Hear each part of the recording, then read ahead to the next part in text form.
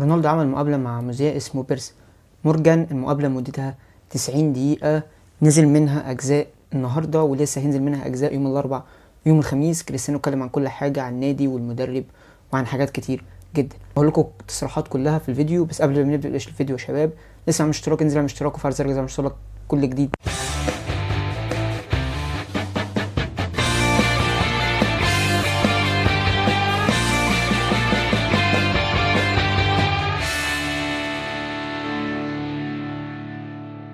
اتكلم على تنهاج وقال ان هو ما بيحترموش، ان هو ما بيحترمش تنهاج عشان تنهاج ما بيحترموش، واذا لم تحترمني فلن احترمك. ولما اتسأل من المذيع هل اجبروك على الرحيل، قال ايوه اجبروني على الرحيل، ومش المدرب بس، قال كمان في 2 اجبروني على الرحيل وانه بيشعر بالخيانة. كمل كريستيانو كلامه وقال ان الناس لازم تعرف بالحقيقة ولازم تفهم الحقيقة وتعرف ايه اللي حصل بالظبط، ان انا فعلا اشعر بالخيانة وفي ناس ما كانتش عايزاني في الفريق ولا تحترمني، ومش بس السنه دي او العام ده، من العام الماضي. اتكلم كمان عن رالف مدرب اليونايتد من فتره، واتكلم وقال ان هو ما كانش مدرب قبل كده اصلا، فازاي تبقى مدرب لفرقه زي اليونايتد، وان كريستيانو ما سمعش عنه قبل كده اصلا. اتكلم كمان عن روني وقال ما اعرفش هو ليه بينتقدني كتير، عشان ممكن يكون هو اعتزل او انهى مسيرته وانا لسه بلعب في مستوى عالي. واتكلم على اليونايتد وقال ان النادي ما اتطورش خالص من ساعه ما مشي السير. وكمل كلامه وقال ان الناس لازم تعرف الحقيقه، انا بحب النادي ده واريد الافضل له دائما، وعشان كده جيت له، لكن في بعض الاشياء وفي حاجات ما بتساعدناش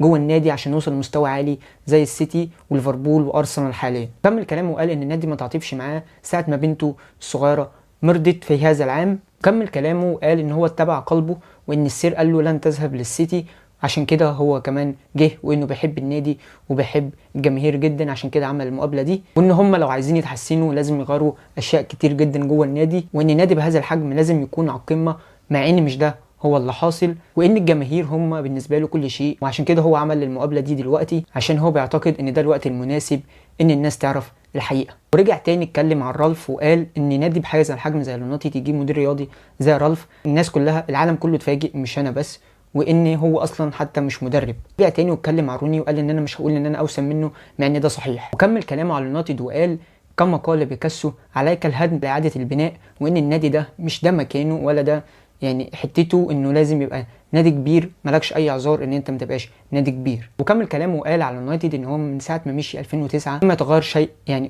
ولا حمام السباحه ولا الشاكوزي ولا الصاله الرياضيه، وقال لك ان ما يتغيرش اي حاجه جوه النادي. وكمل كلامه وقال ان انا شفته عنده 21 و22 و23 سنه، رجعت تاني وشفته في الايام دي مفيش اي حاجه اتغيرت. وكمل كلامه وقال ان بنته الصغيره اللي عندها 3 اشهر راحت للمستشفى واتحجزت في المستشفى في شهر 7 اللي فات، عشان كده هو ما حضرش الجوله التحضيريه بتاعت النادي، واتاذى نفسيا جامد واتاذى جامد بسبب طبعا الموت وبسبب ان الاداره مصدقتوش. وكمل كلامه وقال لقد جعلوني كبش فداء وانا المسؤول عن كل تعثرات واخفاقات اليونايتد. ولما اتسال من المذيع عن ريال مدريد قال اسوأ شيء هو الرحيل عن ريال مدريد، نادي عالمي وكانوا يعاملوني هناك مثل الملك. شباب كده تقريبا خلصت مقابله كريستيانو النهارده، ولسه في تكمله يوم الاربعاء ويوم الخميس. سلام.